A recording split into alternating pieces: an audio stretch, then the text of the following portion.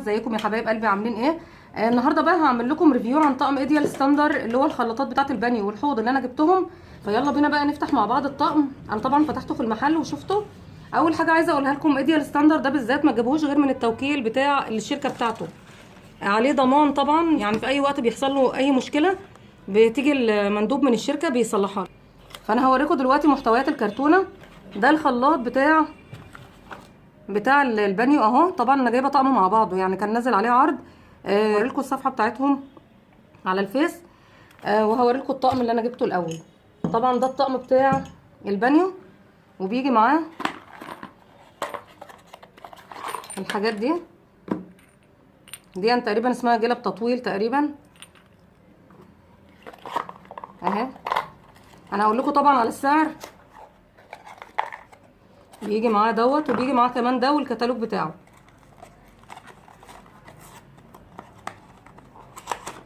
ده اهو، ده بيركب كده في الحيطه. انا هوريكم برضو هو راكب، بس انا قلت اوريكم الاول القطعه قبل ما تركب. دي الحاجات اللي هي بتيجي معاه اهي. دول طبعا اللي هما بيركبوا هنا كده، وبيركب عليهم الخلاط دي ودي. وطبعا بيجي معاهم كمان كتالوج. ده الكتالوج بتاع طريقه التركيب وكل حاجه تخص المنتج. في الكتالوج في تعليمات التركيب وطريقه التركيب ومعلومات فنيه عن المنتج والتحكم، ازاي تتحكمي في تدفق الميه. طبعا الكتالوج ده المفروض ما بيترماش، كل حاجه اهو تخص المنتج موجوده اهي. في كمان بيجي مع الكرتون بطاقه ضمان وعنايه اهو. طبعا في اي وقت بيحصل مشكله في القطعه بتاعتك او في الخلاط او في اي حاجه تخص يعني قطع ايديال، بتتصلي على الصيانه وهم بيجوا يعملوها لك في البيت. بيجي فني من الصيانه بيعملها لك في البيت. تمام. انا لسه ما جربتش بصراحه موضوع الضمان بتاعهم دوت، يعني هم مش شركه متعاونه ولا لا، بس طبعا هم معروف ان شركه ايديال ستاندر من الشركات الكبيره المحترمه. كده احنا اتعرفنا على الخلاط دوت اهو. طبعا في نظام من اللي هو محول الميه وتدفق الميه، طبعا زي ما انتم شايفين برضو من هنا اهو كده، سخن وبارد، وعليه البادج بتاع ايديال ستاندر اهو. طبعا ان شاء الله هتشوفوا كل الحاجات دي وهي راكبه عندي في الحمام. بس انا برضو زي ما قلت لكم حبيت افتح الكرتونه معاكم واوريكم، لان انا قلت لكم هوريكم كل المشتريات بتاعه المنتجات اللي انا هجيبها. طبعا انا جبت الحاجات دي من السلاب، والسلاب موجود فروع في كل المحافظات. هتلاقوا عنده التوكيل بتاع ايديال، وعنده كمان التوكيل بتاع جروهي، والتوكيل بتاع شركات كتير. هتلاقوا شركات كتير عنده.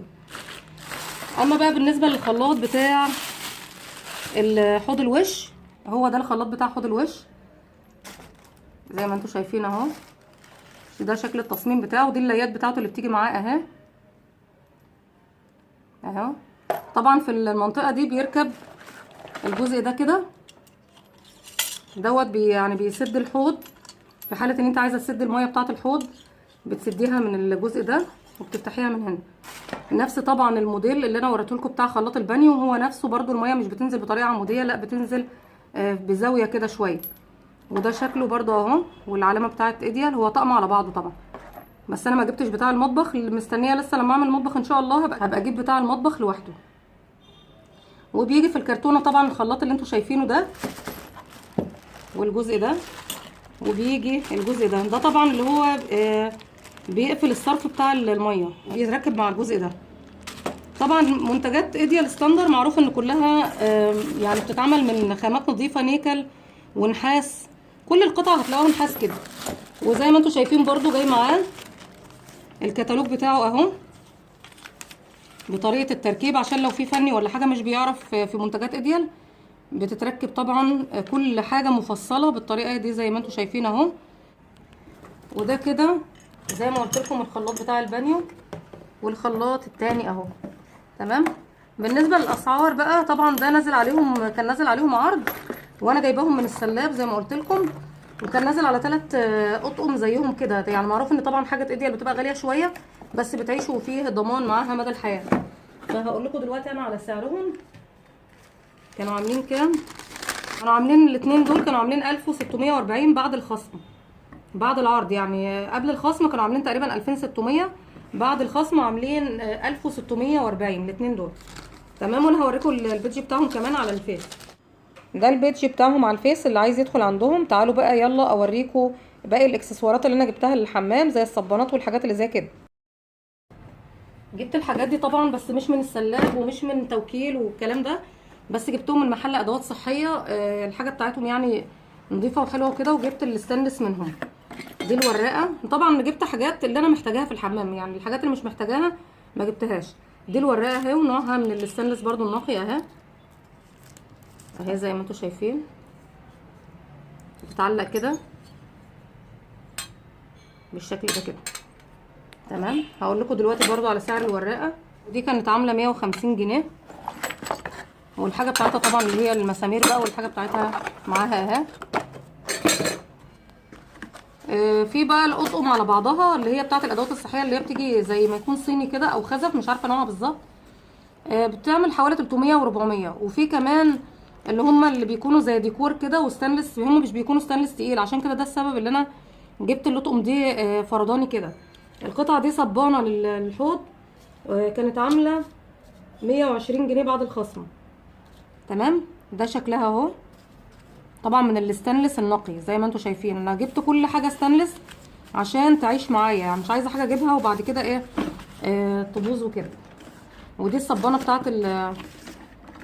بتاعه البانيو، يعني دي الصغيره دي بتاعه حوض الوش اهي. وحبيت اجيب كمان الاشكال تكون متقاربه من بعض، يعني عشان لو عايزه احط بقى ليفه وصابونه حجر خفاف اي حاجه بتكون كبيره ويعني وضعها يستحمل وكده. ودي بعد الخصم كانت عامله 150 جنيه. تمام. واخر حاجه بقى هوريها لكم اللي هي الفواطه. طبعا الفواطات دي هتسمعوا فيها اسعار كتير جدا، يعني انا سمعت فيها لغايه 2800 في السلاب برضو، بس زي ما قلت لكم ما جبتش من السلاب. وحبيت اجيب اللي هي القطعه اللي عامله كده دي، تكون اتنين زي ما انتم شايفين اهي، بتتعلق كده على الحيطه كده اهي، وتكون باتنين كده زي ما انتم شايفين اهي، عشان تاخد لو ملابس او فوطه او اي حاجه. طبعا في حاجات ناقصه لسه في الحمام لسه هكملها. وهي زي ما انتم شايفين شكلها اهي ب 220 جنيه. جبت طبعا مش من النوع الاستانلس اللي هو الاصل التقيل قوي، بس ده بيتحمل طبعا، ومن النوع اللي هو مش بيصدي اهو.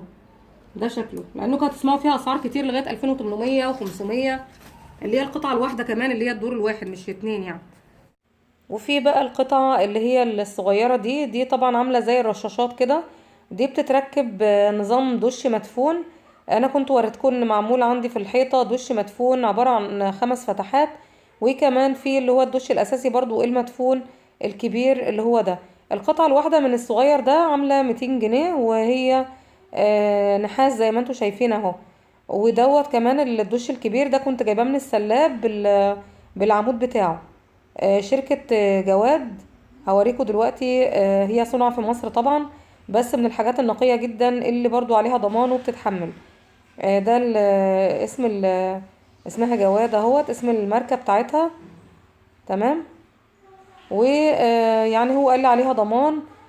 هي غالية جدا طبعا. انا يعني اتفاجئت ان الدش الصغير ده عامل حوالي 1300 جنيه اهي. حتى العمود بتاعها مكتوب عليها البادج بتاع الشركة بتاعتهم، بس طبعا من النيكل برضو اللي هو النقي جدا، يعني بيعيش وما بيصديش معاكي وكده. ده شكله اهو. وان شاء الله برضو هتشوفوه بعد ما يركب في الحمام، هوريكم شكله هيكون عامل ازاي. والقطعة دي طبعا اللي هي بتركب على العمود نفسه، بتكون ثابتة في الحيطة. شايفين اللمعة والنقاء اللي فيها عاملة ازاي. طبعا كل حاجة غالية سعرها فيها، وكمان بتضمن ان هي تفضل راكبة عندك على الحيطة ما بيحصلهاش اي مشكلة اهو. ده شكلها كده زي ما انتم شايفين. وده برضو من النحاس، بس ده كنت جايباه من محل تاني. بس دي كانت مشترياتي للنهارده. ان شاء الله هركب بقى الحاجات دي في الحمام، وان شاء الله هعمل لكم جوله كامله في الحمام بالحاجات اللي انا جبتها. واستنوني بقى في الفيديوهات اللي جايه. ما تنسوش تعملوا لايكات كتير للفيديو، ومع السلامه.